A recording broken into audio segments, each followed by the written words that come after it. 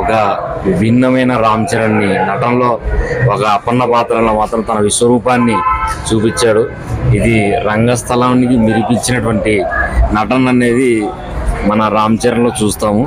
ఇది అసలు ఈ విభిన్న చిత్రాలకి భిన్నముగా ఒక రాజకీయ కోణాన్ని విశ్లేషించి ప్రస్తుతం ఉన్నటువంటి కాలాన్ని క్షుణ్ణంగా అంటే ప్రస్తుతం రాజకీయ వ్యవస్థని ఎలా చేస్తే అనేది శంకర్ డైరెక్షన్లో క్లియర్గా చూపించాడు.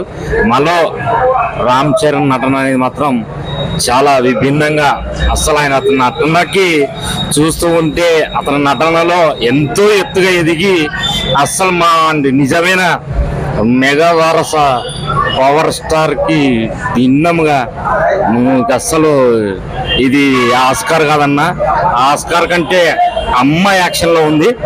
జై మెగా పవర్ స్టార్. నా సినిమా బాగుందనా, సినిమా సూపర్ డూపర్ హిట్ అన్నా. పవన్ కళ్యాణ్ గ్రేస్, చిరంజీవి యాక్షన్ పక్కా చూడాలన్న cinema Game Changer. Blockbuster Ram Charan entry others మళ్ళీ ఠాకూర్ చిరంజీవి కనిపించాడు.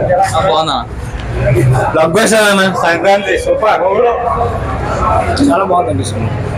మీకు కంపల్సరీ కదా హిట్ హిట్ హిట్. చాలా మంచి political drama,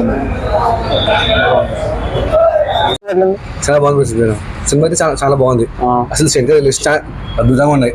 Ram Charan actor ఒప్పుకునే అవసరం లేదు, చాలా ఎక్సలెంట్ చేసినాడు. మీకు ఏ క్యారెక్టర్ బాగా నచ్చింది?